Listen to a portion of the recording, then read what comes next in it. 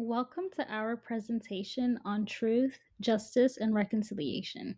In this video, we'll explore the history of residential schools, their lasting impact on Indigenous communities, and the ongoing journey towards reconciliation in Canada. Before we can understand truth and reconciliation, we first need to understand the history of residential schools in Canada. For more than a century, these schools changed the lives of thousands of Indigenous children and their families. Residential schools were government funded and church run institutions created to separate Indigenous children from their families. Their goal was to assimilate Indigenous children by forcing them to abandon their languages, traditions, and culture and adopt European ways of life. The residential school system operated for over 100 years. The first schools were established in the late 1800s. In 1920, attendance became mandatory for many Indigenous children. The last federally run residential school closed in the year 1996, showing that this history is much more recent than many people realize.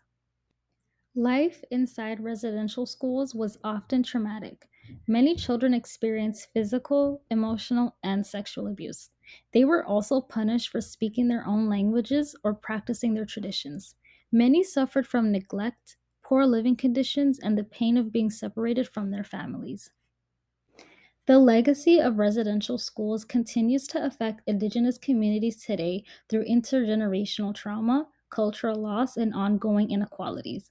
Many families are still healing from the experiences of survivors and the lasting effects of the residential school system. Learning about this history is an important step toward truth and reconciliation. In the next section, we'll explore Truth and Reconciliation Commission and the important role it has played in helping Canada move forward. Reconciliation Commission.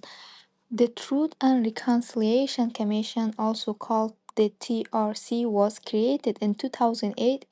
Its purpose was to listen to the stories of residential school survivors and learn about the harm caused by the school system.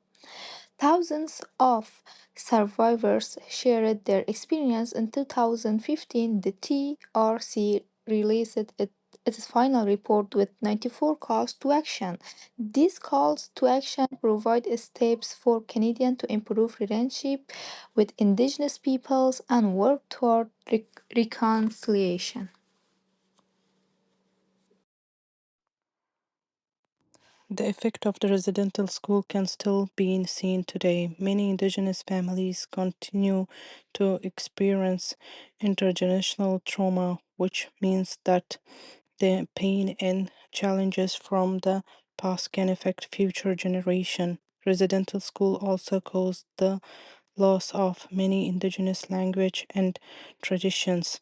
However, Indigenous communities contribute to show strength. Many family are working to protect their culture, teach their language, and support healing.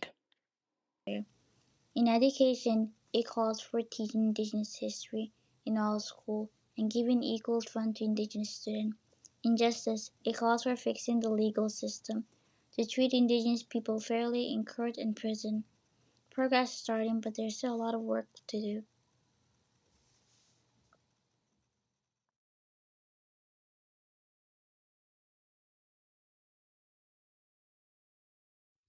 So now that we understand the history, the next step is reconciliation. So reconciliation means building respectful and trusting relationships between Indigenous and non-Indigenous peoples. It begins by acknowledging the truth about Canada's past, recognizing the harm caused by residential schools, and understanding that their effects continue across generations. But reconciliation is also just more than saying sorry. It requires meaningful action, and this action can include things such as respecting Indigenous rights, preserving Indigenous languages and cultures, supporting Indigenous communities, and continuing to work towards Truth and Reconciliation's Commission's call to action. And reconciliation also means listening to Indigenous voices and ensuring they play a leading role in decisions that affect their communities. And to finish off this slide, every Canadian has a role to play. So we can all educate ourselves about Indigenous history, challenge stereotypes and misinformation, support Indigenous businesses and organizations, and show respect for Indigenous traditions and cultures. In conclusion, the legacy of residential schools reminds us of the importance of remembering the past so that these injustices are never repeated. The Truth and Reconciliation Commission has provided a path forward, but achieving reconciliation is an ongoing journey. This journey requires commitment from governments, institutions, communities, and individuals alike. And by learning from history, listening to survivors, and taking meaningful action, we all can contribute to a future based on respect, understanding, and equality. Reconciliation is not a destination, it is a continuous commitment to building a better Canada for everyone.